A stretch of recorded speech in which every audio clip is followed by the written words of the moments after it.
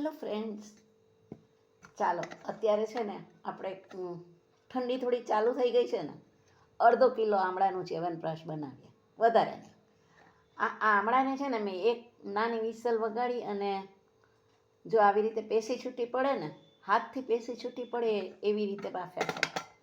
હવે એને મિક્સીમાં ગ્રાઇન્ડ કરીને એનો પલ્પ બનાવી દઈશું. અને પાણી બને એટલું ઓછું નાખવાનું, એટલે આપણે એટલું ઓછું બાળવું પડે.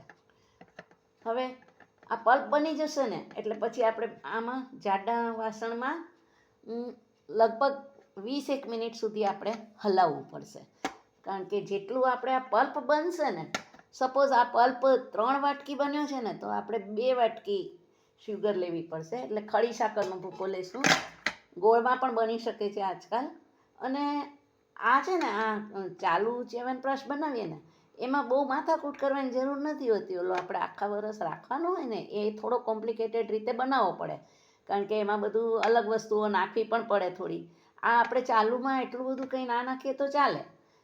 હવે બસ આ જ્યારે આ ઘાટું થઈ જશે ને, આપણને એમ લાગે કે પાણીનો ભાગ આમાં ઓછો થઈ ગયો છે, પલ્પમાં બધી ખાંડનું પાણી બળી ગયું છે, તો ખાંડ અથવા સાકર અથવા ગોળ જે પણ તમે નાખો.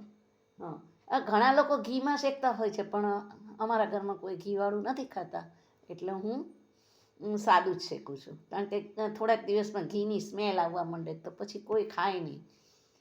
અને પછી છે ને, જેવો પલ્પ ઠંડો થઈ જાય ને, સવારે, અત્યારે નહીં, જાળી ઢાંકી દેવાની અથવા કપડું ઢાંકી દેવાનું રાત્રે.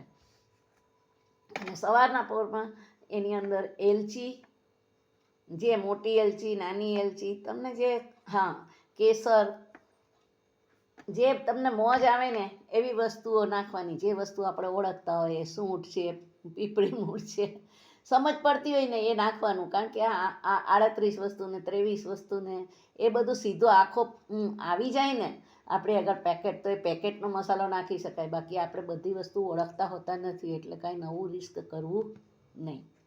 ચાલો મળીએ બીજી વાર.